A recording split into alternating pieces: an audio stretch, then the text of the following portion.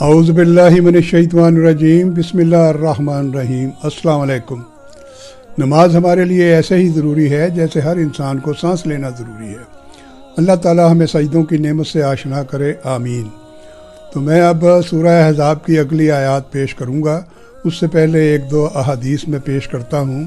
تو یہ میں عرض کر رہا ہوں کہ مسلم میں ہے 1257، ابو ہریرہ سے روایت ہے، رسول اللہ صلی اللہ علیہ وسلم نے فرمایا، قسم اس کی جس کے ہاتھ میں محمد صلی اللہ علیہ وسلم کی جان ہے، ایک زمانہ ایسا آئے گا جب محمد صلی اللہ علیہ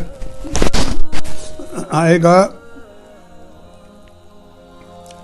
جب تم مجھ کو دیکھ نہ سکو گے اور میرا دیکھنا تمہارے بال بچوں اور ماں باپ کو زیادہ عزیز ہوگا، اس لیے میری صحبت غنیمت سمجھو، زندگی کا اعتبار نہیں، اور دین کی باتیں جلد سیکھ لو۔ پھر اگلی حدیث ہے ابو داؤد میں 6757، مسلم میں ہے 1630۔ ابو ہریرہ سے روایت ہے، رسول اللہ صلی اللہ علیہ وسلم نے فرمایا، میں سب سے زیادہ حضرت عیسیٰ کے قریب ہوں اور پیغمبر سب علاقائی بھائی کی طرح ہیں۔ شریعت کے اصول ایک ہیں اور فروع میں اختلاف ہے، اور میرے اور ان کے بیچ کوئی نبی نہیں ہے۔ تو آگے بخاری کی ہے 3431 اور مسلم کی 6135۔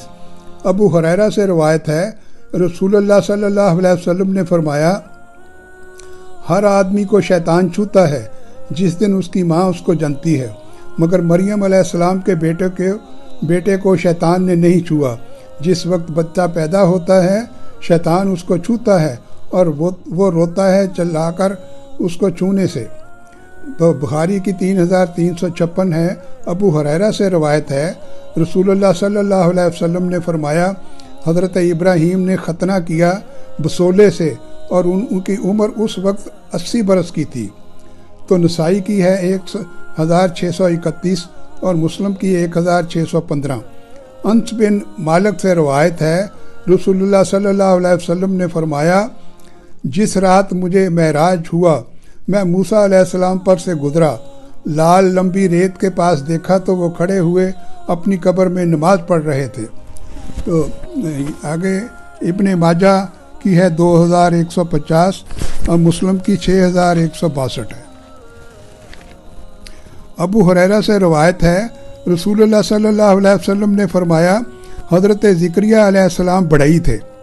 تو مسلم کی 6189، بخاری کی 3691، ترمذی کی 2285۔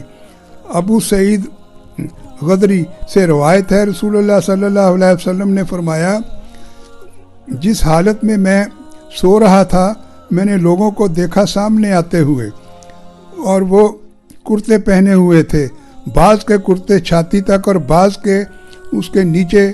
پھر حضرت عمر علیہ رضی اللہ عنہ نکلے تو وہ اتنا اونچا کرتا پہنے ہوئے تھے جو زمین پر اتنا نیچا کرتا پہنے ہوئے تھے جو زمین پر گھستا جاتا تھا۔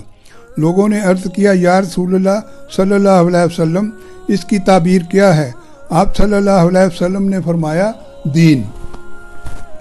اب میں سورہ احزاب کی اگلی آیات شروع کروں گا کہ 37 نمبر پر ختم کی تھی پہلے، اب 38 نمبر پہ شروع کرتا ہوں۔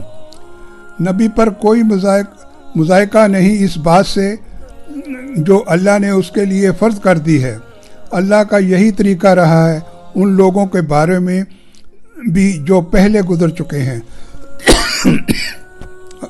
معاف کرنا جی، اور اللہ کا فیصلہ قطعی طے شدہ تھا۔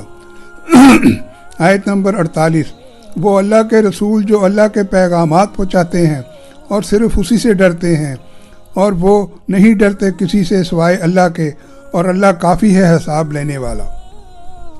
آیت نمبر 40، دیکھو محمد صلی اللہ علیہ وسلم تمہارے مردوں میں سے کسی کے وہ باپ نہیں ہیں۔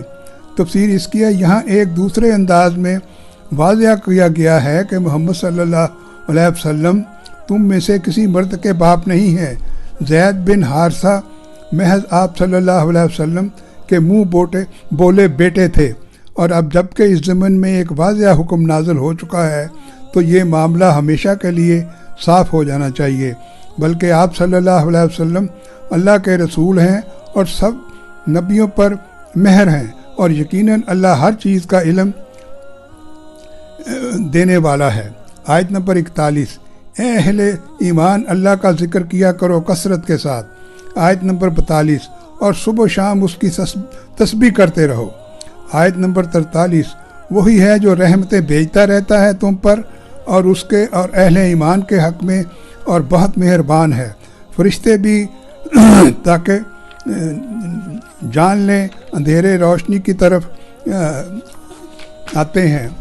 تو ہر اہل ایمان پر اللہ کی رحمتیں نازل ہونے کے حوالے سے وہی الفاظ استعمال ہوئے ہیں جو اسی صورت کی آیت 56 میں نبی کریم صلی اللہ علیہ وسلم کے لیے آئے ہیں۔ وہاں فرمایا گیا ہے یقیناً اللہ اور اس کے فرشتے رحمتیں بھیجتے ہیں نبی صلی اللہ علیہ وسلم پر۔ بہرحال یہ آیت مومنین کے حق میں ایک بہت بڑی خوشخبری ہے کہ اللہ کی رحمتوں اور عنایتوں میں سے ہر اہل ایمان کا بھی حصہ عطا کیا گیا ہے، اور اللہ تعالیٰ کے فرشتے بھی اہل ایمان کے حق میں دعائے رحمت کرتے رہتے ہیں۔ تو آیت نمبر 44، جس دن وہ اس سے ملیں گے تو ان کی دعا سلام ہوگی، اور اس نے تیار کر رکھا ہے ان کے لیے بہت باعزت اجر۔ تو آگے میں اس آیت کو یہیں ختم کرتا ہوں، کیونکہ پھر لمبا ہو جاتا ہے، چھوٹی چھوٹی کرنی ٹھیک ہے۔ انشاءاللہ پھر ملاقات ہوگی۔ اللہ حافظ۔